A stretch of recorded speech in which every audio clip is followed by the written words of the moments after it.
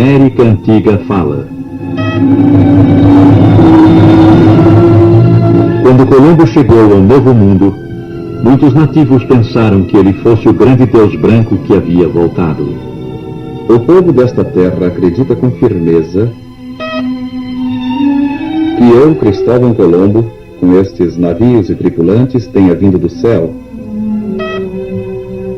E com essa opinião, fui recebido em todas as partes em que estive. E até hoje, muitos acreditam que eu tenha vindo do céu. E alguns foram correndo de casa em casa, gritando: venham ver as pessoas que vieram do céu.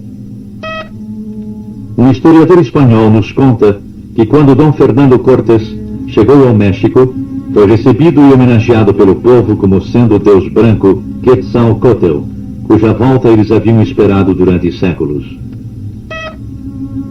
Mais tarde, no Peru, os incas identificaram o explorador Francisco Pizarro como sendo o visitante de pele clara e barbas que, vindo do céu, curara os doentes e ensinara os princípios de retidão ao povo e prometera voltar algum dia. De fato, a difundida crença referente a Quetzalcóatl, o grande Deus da vida e do céu, remonta algumas centenas de anos antes de Colombo. Qual a origem desta conhecida lenda de um Deus branco? A resposta pode estar nos dois grandes centros da civilização antiga, descobertos em tempos modernos. Um está situado na América do Sul, na região costeira e montanhosa dos Andes Centrais, compreendendo quase todo o Peru e partes do Equador e Bolívia. O outro encontra-se na América Central, na área compreendida pelo México, Guatemala, Honduras e Salvador. Consideremos primeiramente a América Central. Nesta silenciosa terra banhada pelo sol, há muitos séculos um povo culto e inteligente viveu os seus dias. Aqui eles adoraram, edificaram construções magníficas, prosperaram, amaram, guerrearam e desapareceram tão misteriosamente como chegaram, deixando apenas os vestígios de uma civilização outrora florescente. Teotihuacan, nos arredores da cidade do México, é um exemplo da antiga e gloriosa civilização que foi precursora da cultura azteca e corresponde à descrição de Cortés sobre as grandes cidades com aquedutos e sistemas de água de grande capacidade e eficiência que serviam a populações de 50 mil pessoas ou mais. Os vários tipos de arquitetura encontrados nas antigas cidades, que se estendem do México até a península de Yucatán, reconstruídas neste modelo, são uma evidência das culturas extremamente adiantadas que existiram séculos antes de Colombo. Aqui, a selva luxuriante circunda as pirâmides de Tikal, na Guatemala. Parece que edifícios como este, nas cidades maias, foram construídos ao redor de pátios e praças que eram áreas religiosas, cívicas e de trocas de mercadoria.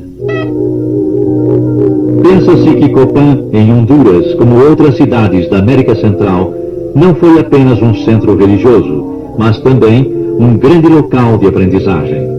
Os escritos hieroglíficos encontrados nestes monólitos são uma evidência para apoiar essa crença.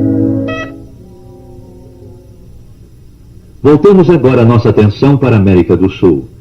Ao fazer suas descobertas, Pizarro admirou-se de encontrar milhões de pessoas espalhadas naquela terra, desde o Equador até o Chile. Descobriu um sistema complexo de irrigação, incluindo canais e reservatórios que estão em uso até hoje. A região montanhosa, assim irrigada pelas vertentes, produzia muitos gêneros de primeira necessidade, incluindo um algodão notável, que os botânicos concluíram ser uma combinação híbrida dos mundos novo e antigo.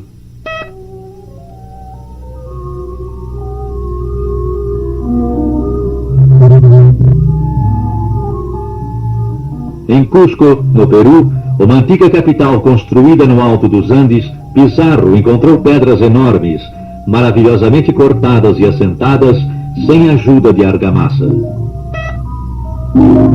Elas estão tão perfeitamente colocadas e ajustadas que a lâmina de uma faca não pode ser introduzida nas juntas. O princípio da roda era conhecido, e isto pode explicar a rede de estrada aparentemente construídas para os veículos daquela época.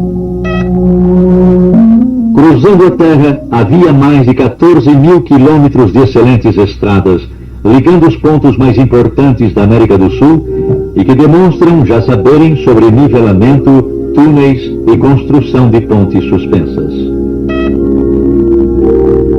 Alguns dos melhores tecidos do mundo foram produzidos pela civilização dos Paracas no Peru entre 500 a.C. e 300 depois de Cristo.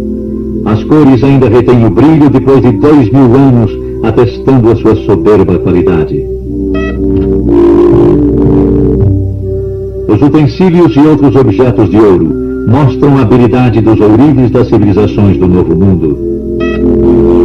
Pizarro relatou que foram necessários 60 ourives incas trabalhando noite e dia durante o mês para transformar artefatos como estes em barras para serem transportadas para a Espanha. Placas lisas e finas, parecidas com o papel de alumínio, foram encontradas, bem como peitorais feitos com uma liga de ouro. Os antigos também trabalhavam com cobre, prata e bronze. Eles aperfeiçoaram a arte da medicina num grau surpreendente, usando anestésicos e mesmo rivalizando com a técnica dos antigos egípcios ao realizar operações no crânio, como demonstrado neste horrível exemplo. Flautas quase idênticas às do Velho Mundo e outros instrumentos musicais indicam que a escala musical do Novo Mundo era parecida com a da região do Mediterrâneo. Esta pedra exemplifica o bem organizado sistema de calendário criado há milhares de anos antes de ser aperfeiçoado o nosso próprio calendário. Uma civilização dividia o ano em 18 meses, de 20 dias cada um, com 5 dias a mais no fim do ano. Também adotavam o ano bissexto. Os povos pré-colombianos também eram astrônomos talentosos. Acredita-se que este edifício em Chichén Itzá tenha sido um observatório. As portas e janelas estão dispostas de tal maneira que a luz solar indica a mudança de estações. Quem eram estes povos que antecederam a época dos conquistadores espanhóis? Que evidência relativa à sua origem é viável? Aqui estão alguns indícios. Vários estudiosos acreditam que o índio americano é uma mistura de muitas raças e tipos de sangue. Pelo menos, alguns tipos faciais diferentes podem ser observados nos exemplos de arte antiga, como nestes tipos de cerâmica. A influência oriental é evidente no desenho do templo de Nichos. O trono da antiga Pérsia poderia ter servido de modelo para o grande divã de pedra do soberano encontrado no templo em Chichén Itzá. As pequenas figuras com as mãos erguidas sustentando o divã são semelhantes àquelas representando os povos sujeitos ao rei da Pérsia. Esta colunata de gigantescas figuras, que em uma ocasião sustentou um teto, relembra acentuadamente o Antigo Egito. Com a influência egípcia também notada na arquitetura, no desenho e na solidez das construções, como esta em Teotihuacan. No México, como no Egito, os personagens importantes eram sepultados em determinadas pirâmides com inscrições simbólicas decorando a tampa do sarcófago. Como podem estas semelhanças entre as civilizações do Novo e Velho Mundo serem explicadas? Se pudéssemos decifrar a escrita dos antigos e conhecer a sua história, evidentemente poderíamos encontrar o conhecimento não apenas de suas origens, mas também a fonte da lenda de Quetzalcoatl. Tal registro foi descoberto e traduzido. No ano de 1827, no oeste do estado de Nova York, bem longe dos dois centros de civilização antiga que estamos estudando, um jovem foi guiado por inspiração divina até uma caixa de pedra contendo um registro dos antigos habitantes americanos gravados em metal. Naquela época, as caixas de pedra e registro em metal eram desconhecidos. Em anos mais recentes, foram encontradas caixas de pedra tanto no Novo como no Velho Mundo. Geralmente contém ouro, joias, ferramentas ou coisas valiosas e até mesmo placas de metal escritas.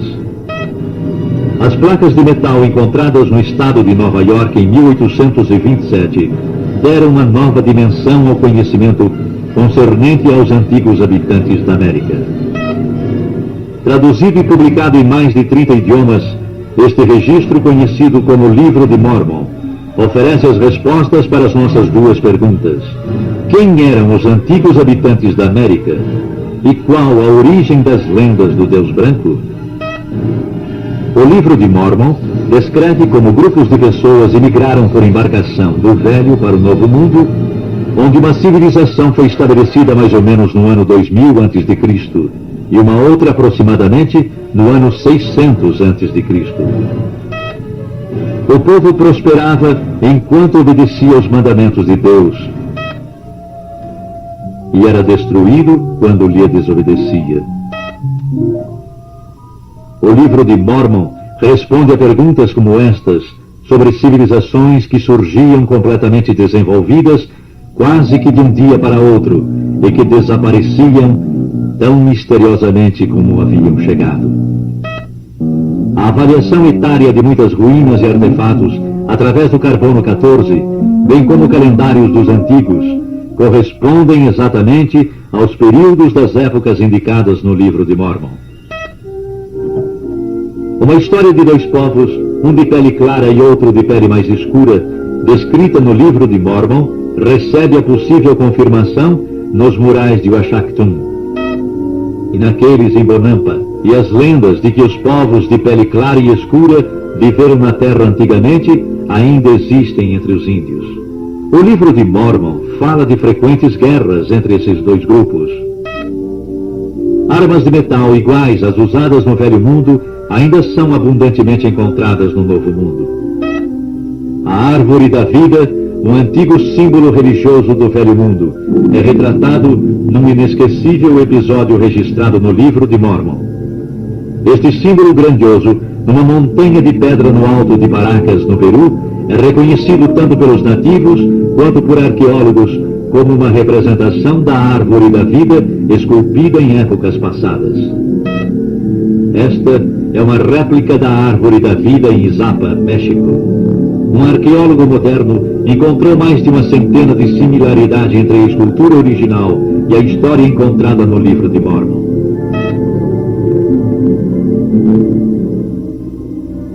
De acordo com o Livro de Mormon, um grupo trouxe consigo registros sagrados que davam relato da criação e outros acontecimentos importantes ocorridos antes do cativeiro dos judeus na Babilônia, cerca de 600 anos antes de Cristo.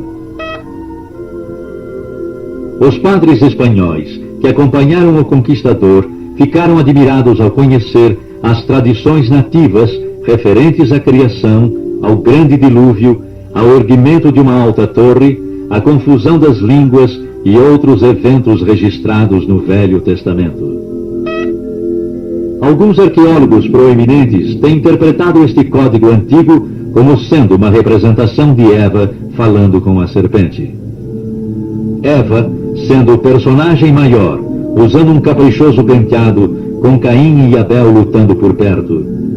Mais abaixo estão o que parecem ser dois altares, um derrubado como se tivesse sido rejeitado.